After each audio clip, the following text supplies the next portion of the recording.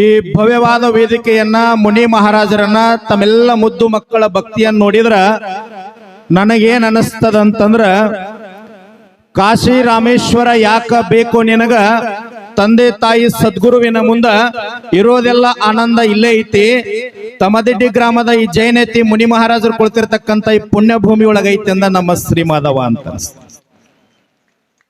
ಜಗತ್ತಿನೊಳಗೆ ಅತ್ಯಂತ ಕಠಿಣವಾಗಿರ್ತಕ್ಕಂಥ ವ್ರತವನ್ನ ಆಚರಣೆ ಮಾಡ್ತಕ್ಕಂಥ ಶ್ರೇಷ್ಠ ಧರ್ಮ ಅಂದ್ರೆ ಅದು ಜೈನ ಧರ್ಮ. ಇವತ್ತು ನಾವೆಲ್ಲ ಮಕ್ಕಳಿಗೆ ಒಂದು ಭಾವಚಿತ್ರದೊಳಗೆ ಹುಲಿ ಚಿತ್ರ ತೋರಿಸಿದ್ರ ನಾವೆಲ್ಲ ಭಯ ಪಡ್ತೀವಿ. ಆದ್ರ ಜೈನೇತಿ ಮುನಿ ಮಹಾರಾಜರ ಸಾಧನೆ ಹೆಂಗದ ಅಂತಂದ್ರ ಈಗೆಲ್ಲ ರಸ್ತೆಗಳಾಗ್ಯಾವ, ವ್ಯವಸ್ಥೆ ಅದ. ಹಿಂದಿನ ಮುನಿ ಮಹಾರಾಜರ ಕಾಡಿನೊಳಗೆ ಹೋಗ್ತಾ ಇದ್ರಂದ್ರ ಉಗ್ರವಾಗಿರ್ತಕ್ಕಂಥ ಹುಲಿ ಸಿಂಹಗಳು ಸರಿದು ಹೋಗ್ತಾ ಇತ್ತು. ಅಂತ ಒಂದು ದಿವ್ಯ ಶಕ್ತಿ ಮುನಿ ಮಹಾರಾಜರಲ್ಲಿ ಇರ್ತಾ ಇತ್ತು. ಯಾಕ ಭಾರತವನ್ನ ಅಧ್ಯಾತ್ಮದ ತೌರ್ ಮನಿ ಅಂತ ಕರೆದಾರ ಅಂದ್ರ ಯದಾ ಯದಾ ಹಿ ಧರ್ಮಸ್ಯ ಗ್ಲಾನಿರ್ಭವತಿ ಭಾರತ ಅಂತ ಕರೀತಾರ. ಅಮೆರಿಕಾದಿಂದ ಒಬ್ಬ ವಿಜ್ಞಾನಿ ಬಂದಿದ್ದ, ಎಲ್ಲ ದೇಶಗಳನ್ನ ಸಂಚಾರ ಮಾಡಿ ಕೊನೆಗೆ ಭಾರತಕ್ಕೆ ಭೂಮಿಯೊಳಗೆ ಬಂದಾಗ ತಾನು ವಿಮಾನದೊಳಗೆ ಇಳಿಬೇಕಾದ್ರೆ ಕಾಲುಳ ಹಾಕೊಂಡಿರ್ತಕ್ಕಂಥ ಚಪ್ಪಲಿಯನ್ನ ವಿಮಾನದೊಳಗೆ ಬಿಟ್ಟು ಬರಿಗಾಲಿನಿಂದ ಕೆಳಗಿಳಿತಾರ.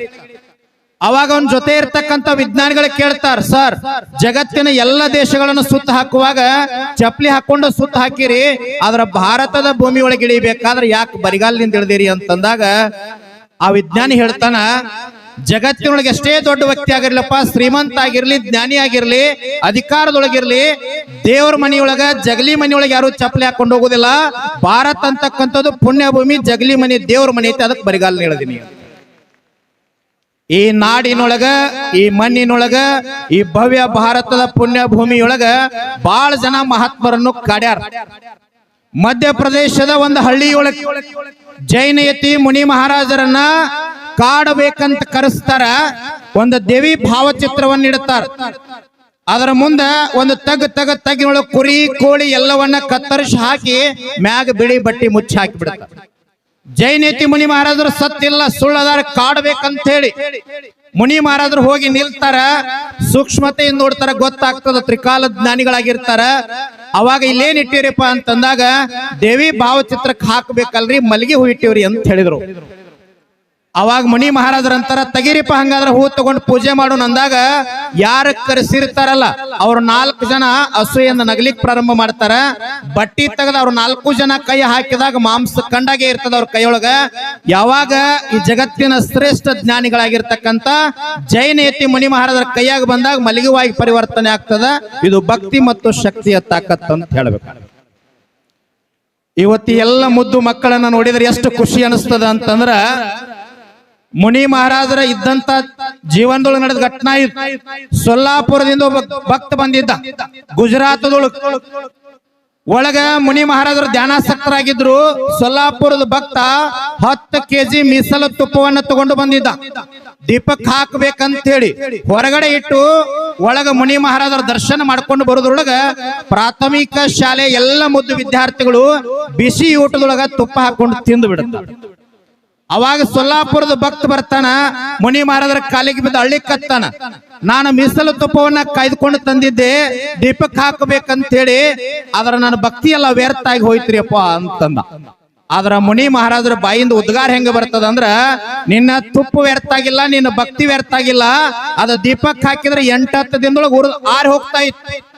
ಈ ಭವ್ಯ ಭಾರತವನ್ನ ಕಟ್ಟುವ ಸಲುವಾಗಿ ಬೆಳಗತಕ್ಕಂತ ಆರ್ದೇ ಇರ್ತಕ್ಕಂಥ ಜ್ಞಾನದ ಜ್ಯೋತಿ ಮಕ್ಕಳು ತಿಂದವಪ್ಪ, ನಿನ್ನ ಭಕ್ತಿ ವ್ಯರ್ಥ ಆಗಿಲ್ಲ ಅಂತ ಹೇಳಿದ್ರು. ಬಹಳ ಜನರ ತಲೆಯೊಳಗೆ ಇರ್ತದ ಅವಿಷ್ಯ ಬಾಳದ ಅಂತ ಹೇಳಿ ಮುನಿ ಮಹಾರಾಜರ ಹತ್ರ ಮಧ್ಯಪ್ರದೇಶದೊಳಗ ಬಸ್ತಿಯ ಹೊರಗಡೆ ಹೂವಿನ ತೋಟದೊಳಗೆ ನಿಂತಿರ್ತಾರ. ಯಾರೋ ಒಬ್ಬ ಭಕ್ತ ಓಡಿ ಬರ್ತಾನ, ಮಹಾರಾಜರ ನನ್ನ ಮಗನ ಮದುವೆ ಐತ್ರಿ, ಒಂದ್ 50,000 ರೂಪಾಯಿ ಕೊಡ್ರಿ ಎಂದವ. ಮಹಾರಾಜರ ಅಂತಾರ, ನಾನು ಮುನಿ ಮಹಾರಾಜರ ಅದೀವಪ್ಪ, ನಂದ ಕೈ ಖಾಲಿ ಇರ್ತದ, ನನ್ನ ಹತ್ರ ಇಲ್ಲಿ ಹಣ ಬರ್ಬೇಕ್ರಿ ಅಂತಂದಾಗ ಅವ ಭಕ್ತ ಅಂತಾನ, ಏನ್ ಗೊತ್ತಿಲ್ರಿಪ್ಪ, ನನಗ 50,000 ರೂಪಾಯಿ ಬೇಕೇ ಬೇಕ್ರಿ ಅಂತಂದ. ಅಷ್ಟೊಳಗ ಅಲ್ಲೇ ಹೊತ್ತದೊಳಗೆ ಒಂದು ನಾಗರ ಹಾವು ಬರ್ತದ, ಅದನ್ನ ಹಿಡಿಯಪ್ಪ ನಿನಗೆ ಚಲೋ ಆಗ್ತದ ಅಂದ್ರು. ಅವ ಹಿಡಿಲಿಲ್ಲ. ಮಹಾರಾಜರ ರೊಕ್ಕ ಕೊಡುವಂಗಾದ್ರ ಕೊಡ್ರಿ. ಹಾವು ಹಿಡಿದು ಕೊಲ್ಬೇಕಂತ ಮಾಡಿರಿ ಏನ್ರಿ ಅಂದವ. ಇಲ್ಲೋ ಚಲೋ ಆಗ್ತದ ಮುಟ್ಟಂದ್ರು ಮುಟ್ಲಿಲ್ಲ. ಹುತ್ತದೊಳಗ ಮುಖ ಮುಂದ್ ಮಾಡಿ 70% ನಾಗರ ಒಳಗ್ ಹೋಗ್ತದ, 30% ಬಾಲ್ ಹೊರಗ್ ಉಳಿತದ. ಈಗರೆ ಮುಟ್ಟು ಚಲೋ ಆಗ್ತದ ಅಂದಾಗ ಮಹಾರಾಜರ ಕಡೆ ಮುಖ ನೋಡ್ದ, ಮುಖ ಮುಂದ್ ಮಾಡಿ ಒಳಗ್ ಹೋಗ್ಯದ. ಮುಟ್ಟಿದ್ರ ಕಡಿಲಿಕ್ ಬಂದ್ರ ಓಡಿ ಹೋಗ್ಲಿಕ್ ಬರ್ತದ ಅಂತೇಳಿ ಬಾಲ ಮುಟ್ಟಿದ 30% ಬಾಲ ಬಂಗಾರ ಆಗಿ ಅವನ ಕೈಯಾಗ ಬರ್ತದ. ಅವಾಗ ಪಂಡಿತರವ ಮಹಾರಾಜರ ಕಡೆ ಮುಖ ನೋಡ್ದ. ಮಹಾರಾಜರ 70% ಮುಖ ಮಾಡಿ ಒಳಗ್ ಹೋಗೈತ್ರಲ್ಲ, ಈಗ ಬಾ ಅಂದ್ರೆ ಹಿಡ್ಕೊಂತೀನಿ ಅಂದವ. ಹೋಗೈತ್ ಹೋಗ ಅಂತ ಹೇಳಿದ್ರು. ಆಯುಷ್ಯ 10 100 ನಿದ್ರೆಗೆ ಹೋಗ್ಯಾವ 50, ಪ್ರಾಯಕ್ಕೆ 20, ಪ್ರಾಯದಲ್ಲಿ ಮಾಡಿದ ಗಾಯಕ್ಕೆ 30 ಅಂತ ಹೇಳ್ತಾರ. ಬಬಲಾದಿ ಸದಾಶಿವ ಮುತ್ಯ ಒಂದು ಕಾಲಜ್ಞಾನ ಹೇಳ. ಬಿದ್ದಿವಂತಿರೋ ಮಕ್ಕಳಿರ ಭೂಮಿ ಎದ್ದೆದ್ದು ಬಡದಿತ್ತು ಮಕ್ಕಳಿರ, ಹದ್ದು ಕಾಗಿ ಹರ್ಕೊಂಡು ತಿನ್ನುವ ದಿನಮಾನಗಳು ಬರ್ತಾವ ಬಲು ಎಚ್ಚರ. ರೊಕ್ಕದ ಗಡಿಗೆ ಹೊತ್ತೊಯ್ಯುವಾಗ ಬಿಕ್ಕಿ ಬಿಕ್ಕಿ ಎತ್ತಿರೋ ಮಕ್ಕಳಿರ ಅಂತ ಹೇಳ್ತದ. ಉಳುವಿ ಚೆನ್ನ ಬಸವನವ್ರು ಹೇಳ್ತಾರ, ಉಳುವಿಯ ಚೆನ್ನನು ಹುಟ್ಟಿ ಬರುವಾಗ, ಕಲಿಯುಗದಲ್ಲಿ ಹುಟ್ಟಿ ಬರುವಾಗ ಜೊಳ್ಳ ಜೊಟ್ಟೆಲ್ಲ ಹಾರಿ ಹೋಗಿ ಗಟ್ಟಿ ಕಾಳಷ್ಟ ಭೂಮಿ ತೆಲಿ ಮ್ಯಾಗ ಉಳಿತಾವಂತ ಕಾಲಜ್ಞಾನದ. ಇವತ್ತು ಕೋವಿಡ್ದೊಳಗು ನಿಮಗ ನಮಗ ಏನೂ ಆಗ್ಲಾರ್ದ ಜೀವಂತ ಅದೀವಂದ್ರ ಜೈನತಿ ಮುನಿ ಮಹಾರಾಜರ ಆಶೀರ್ವಾದದಿಂದ ನಾವೆಲ್ಲ ನಿಜವಾಗ್ಲೂ ಗಟ್ಟಿ ಕಾಳ ಅದೀವಿ.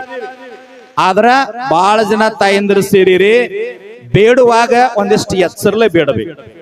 ನಡೆದ ಒಂದು ಸಣ್ಣ ಘಟನೆ